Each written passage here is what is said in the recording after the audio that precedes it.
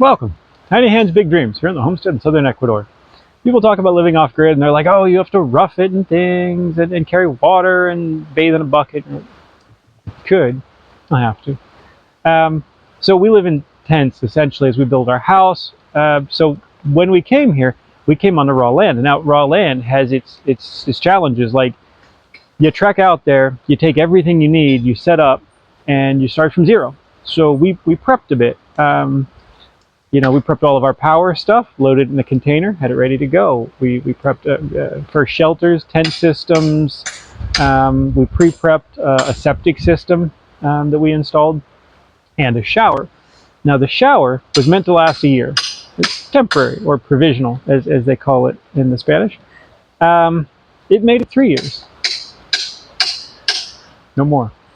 Let me show you what happened. So we made this while we were living at a rental house 3.5 hours away. We moved it, we set it up. I'm going to show you how you can also set yourself up a super simple hot shower system. It served us well for 3 years. But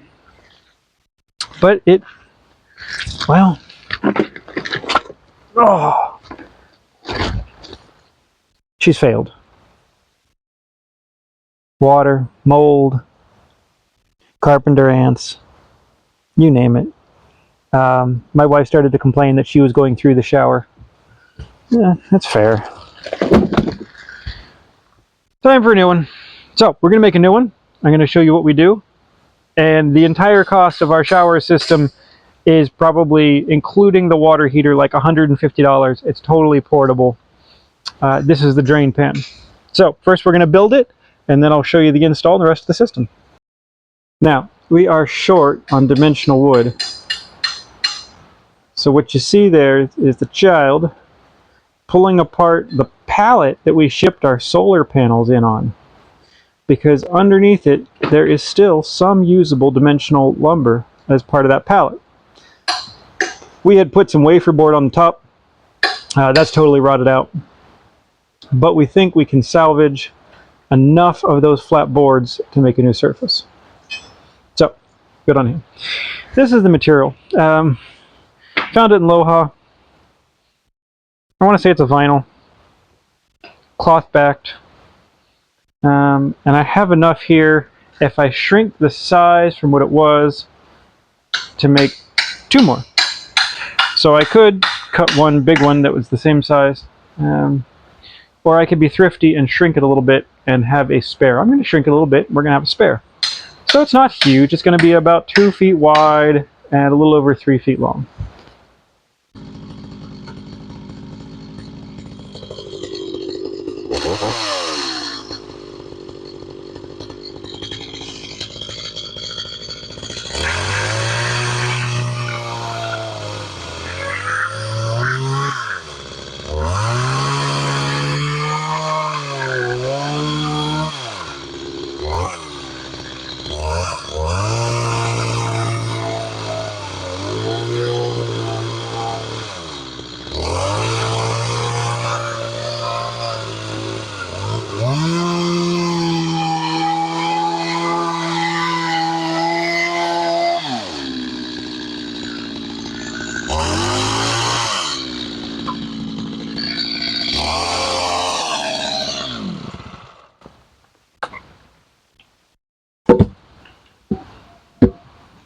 If your chainsaw does not throw shavings like the days of yore back when it was new, did a chainsaw sharpening video.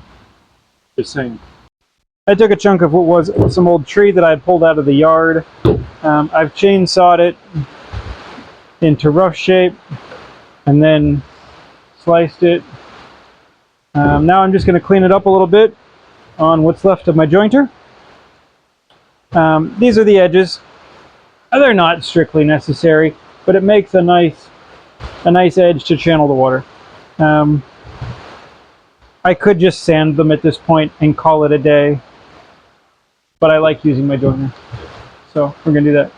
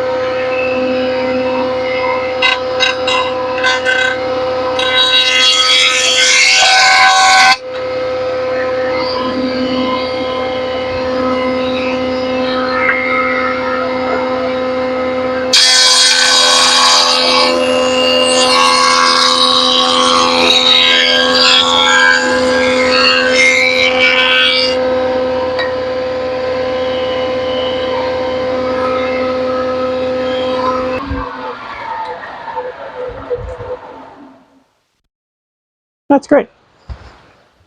It's more than what's needed. All right, now we'll do this one up, and then we got to get to salvaging this pile. There we go. We've got our side pieces. Just knock the corners off a bit. Get some understructure.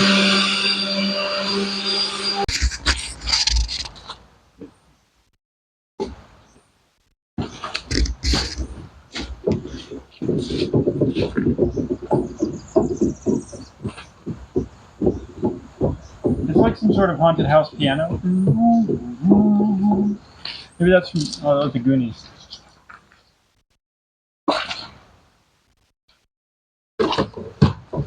Alright, so once we get these laid out, we're just going to knock these together.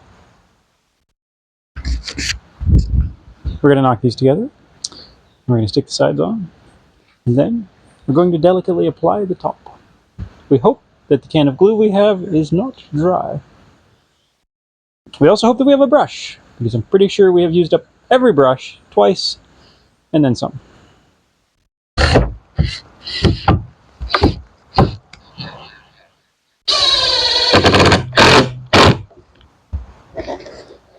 You want two of those?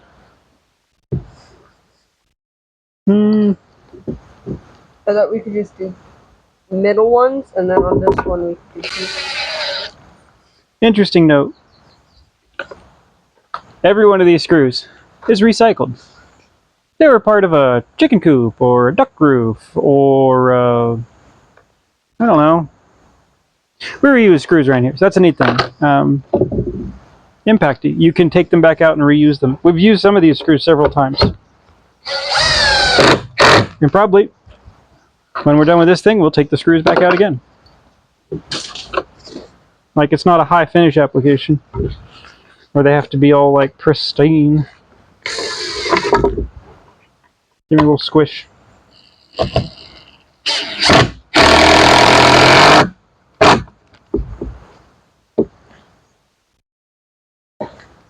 Is it good squish? Hold on. These are deceptive.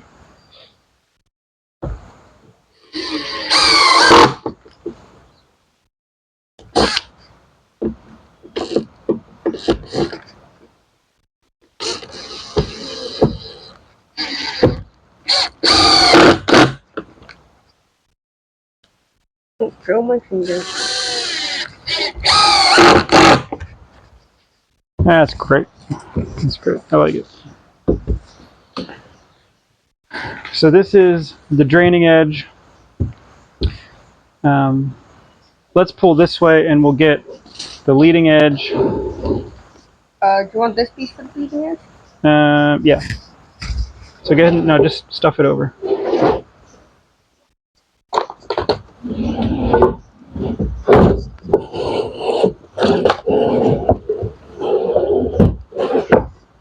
There we go. And that one we're going to put right on the edge. Yep. That's the step inside. Trying to make it somewhat even. Are we going to cut the edge again? Yeah. Yeah, we'll final cut the edge. So we'll bring this up as much as we can we can squeeze out of it. It's right there. All right, squeeze-o.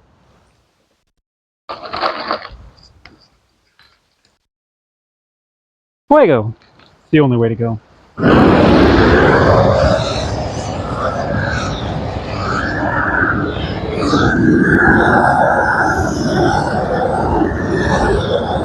Oh, you can smell the pine.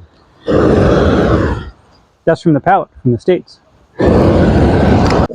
Is it still wet? I think it might be slick. It is wet. You can feel it. We'll have to flame it again.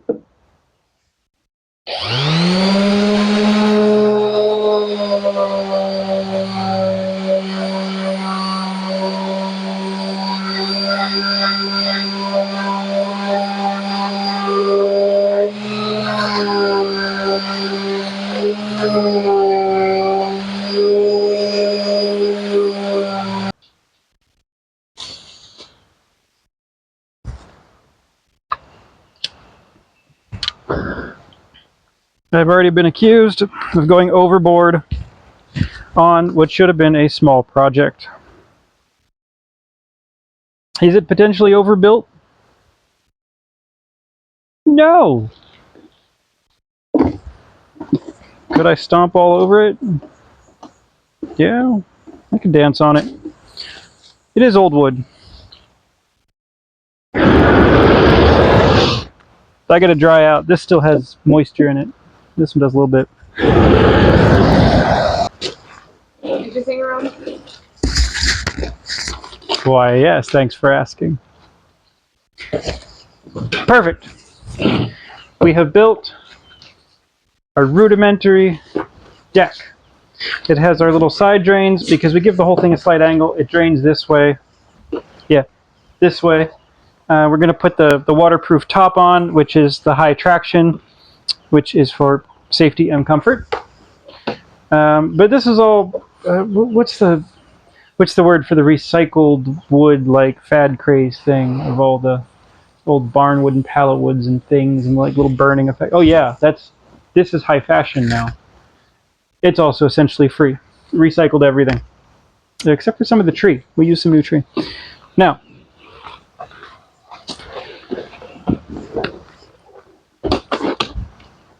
the old vinyl piece. The plan is to cut it in half. I can tell you that it looks like 1 inch more than half. It is 1 inch more than that. Well, it only gets to like the edge. Pooh. To the bottom of the wood. No, you have to actually get it to the bottom of the wood, not just clamp it blindly. Okay.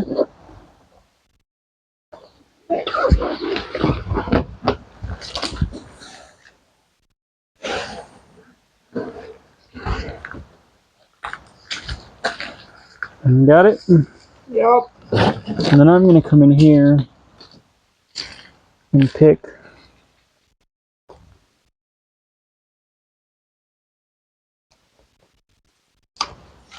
imaginary line.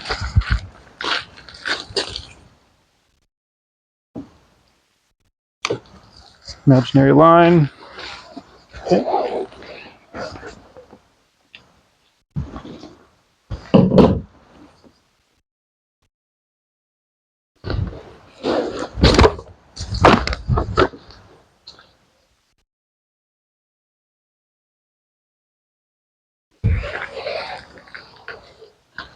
Okay. You got it? Pull a little tension. Just a little. I don't like the scissors. Ah! I don't like it. Which side's bigger? That side.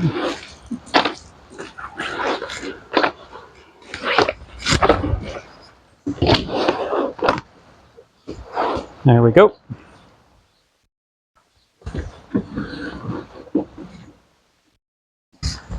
Now this side,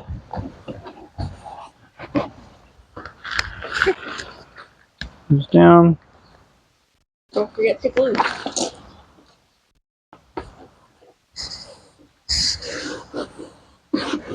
And that is how that is going to look. Okay. So once we're all lined up and clever,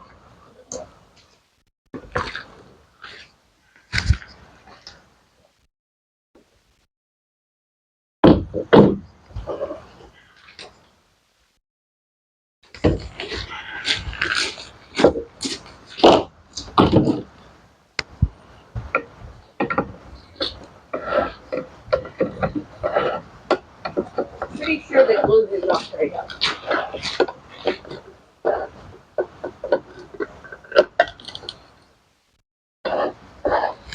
Sticky self. excellent.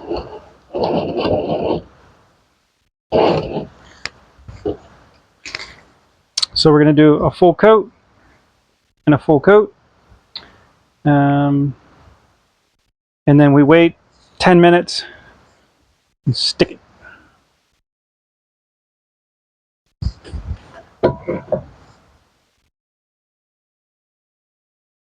Oh, the old monkey snot.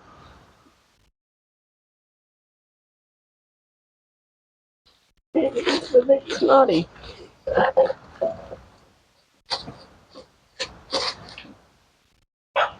You always know when you find an upholstery shop in Loja because they thin this and just spray it out of a gun on the sidewalk or the street.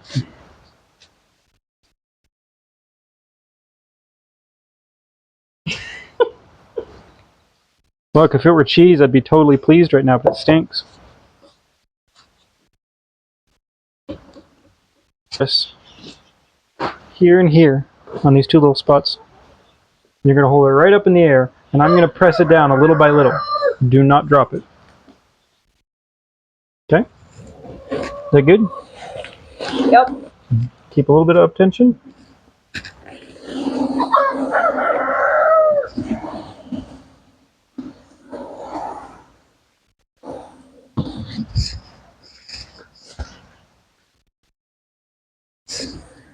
Keep up tension. Through the magic of modern chemical science.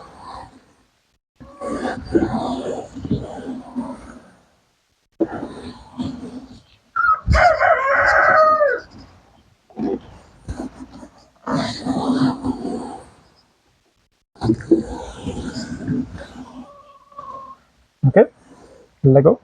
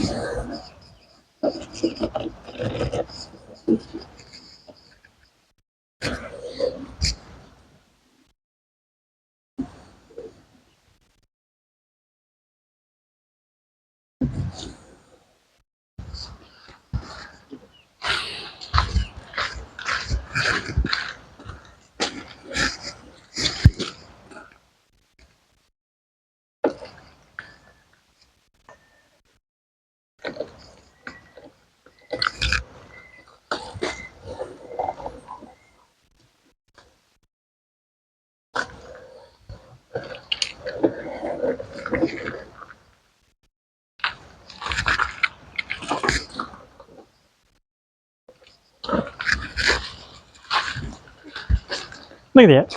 You need to go anymore? That's fancy. No.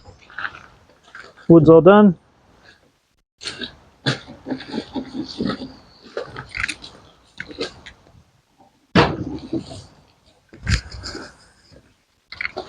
Pretty. This is probably far nicer than it needed to be. No. Look at that. Perfect corner. Beauty. We're gonna cut this flap down. Um, Oh, it's fine. Yeah, I'm gonna cut this one.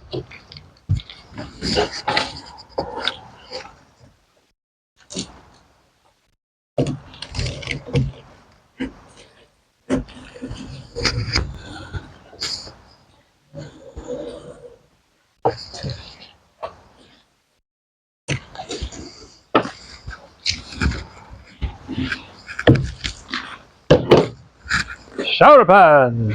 So once you built yourself a rustic shower pan, I was going to use staples on this, but the glues seem to work really well. I think sometimes I rush it and I don't let it dry long enough. So once you have a rustic shower pan with non-slip, a hygienic surface, the rest is it has to have a drain, somewhere to go. I use a waterfall catchment, so there's not like a normal drain hole thing. I'll go show you that in a second.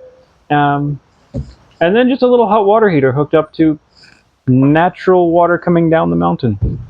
It's rather lovely.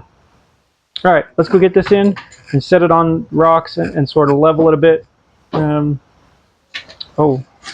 Before I do that, we're going to oil the bottom to prevent moisture ingress through the bottom, which is part of what killed the last one.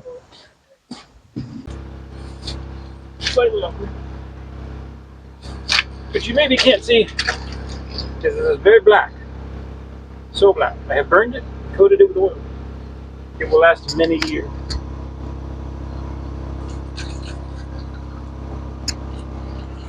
Alright. Now, that piece is the drain. This is the waterfall drain. So the whole thing sits at a slight angle, and then the water hits here from the Rustico shower head, and just drains, it falls off the edge into the pipe. The pipe runs all the way out to the old septic. And that's sort of it. Like, we had grand hopes that we were going to close this in and do walls and screens and things, and we really haven't. There's nature. There's nobody up there. There's nobody for miles. So we get to have like natural shower. It's kind of relaxing. But this is so for a off-grid like rustic shower, water heater, 120-ish. Runs on a propane. The tank lasts, oh my gosh, the three of us, it would probably last a month, and I take long showers. He tries to take long showers. And that's it. We just hooked it up to the natural pressure that we have, which is only like 17 psi, and it makes a totally decent shower. Is it fancy? No. Is the one in the new house fancy? Yes. It is so fancy. There's shelves and things and stuff, and it's spacious, and it has windows, and it's bug-proof, and we're just not spending a lot of time on the temporary house, but we still want hot showers. That was a prerequisite of my wife. There will be a working toilet, there will be a working kitchen, power, and hot showers. Okay. So this will keep us in hot showers for, oh my gosh, until we get to the next house, and then we'll probably repurpose it for some other sort of washing purpose. There we go. Thanks for watching. Hope this was interesting. Happy to answer any questions. Subscribe if you haven't. We'll see you for the next one.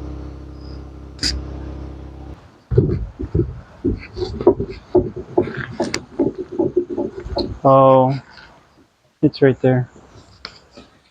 It's like a false. We're going to cut that off.